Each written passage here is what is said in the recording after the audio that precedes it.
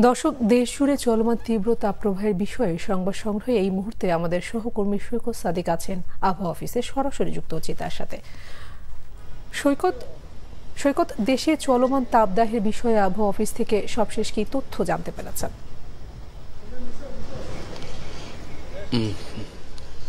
রাজধানী ঢাকা সহ সারা দেশে যে অতি তীব্র তাপদাহ যে চলছে, যে সেটা কিন্তু অব্যাহত আছে। কিছুক্ষণ আগে বা সকাল থেকে কিন্তু আবহাওয়া অধিদপ্তর গণমাধ্যমের সাথে এই বিষয় নিয়ে কথা বলে যাচ্ছেন এবং তারা সকালে যেই তীব্র রেড অ্যালার্ট জারি করেছে সেটা কিন্তু আরও সতর্কবার্তা, আরও 3 দিনের জন্য কিন্তু সেই পরিস্থিতি কিন্তু তারা অব্যাহত রয়েছে।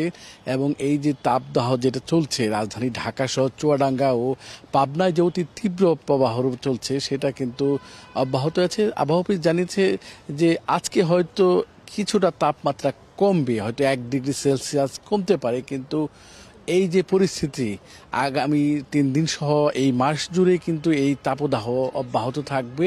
এবং এই যে তাপমাত্রা, যে প্রখর যে রোদের তাপ, সেটা কিন্তু মানুষের যে একটা ধরনের অস্বস্তিতে বিরাজ করছে। আমি কিছুক্ষণ আগে রাজধানী ঢাকার যে বিভিন্ন এলাকায় ঘুরলাম বা দেখলাম, যারা ঘর থেকে বেরিয়েছে তারা কিন্তু হাতে ছাতা নিয়ে বের হয়েছে এবং রোদের দিকে কিন্তু তাকানো যাচ্ছে না, পানির বোতলও নিয়ে আসছে। এবং যারা কায়িক শ্রম করছে, যারা রিক্সা চালাচ্ছেন, তারা বলছেন খুবই কষ্ট হচ্ছে তাদের এই রোদের মধ্যে কাজ করতে গিয়ে, কিন্তু তাদের খুব কষ্ট হচ্ছে। আবহাওয়া অফিস আপাতত যে বৃষ্টির যে আভাস সেটা কিন্তু দিচ্ছে না। তারা জানিয়েছেন যে এই মাস জুড়ে এই পরিস্থিতি থাকার পরে হয়তো আগামী সপ্তাহে হয়তো বৃষ্টির কিছুটা আভাস পাওয়া যাবে, কিন্তু এই মুহূর্তে তাপদাহ যে তীব্র তাপমাত্রা সেটা অব্যাহত থাকবে। এবং এর জন্য আবহাওয়া অফিস বলেছেন যারা যারা যারা ঘর থেকে বেরোবে, খুব দরকার না হলে যাতে ঘর থেকে না বের হয়। এবং শিশু যারা রোগবালাই যেহেতু বেড়ে যাচ্ছে, এর জন্য সবাইকে যত্নে রাখার জন্য বলেছে।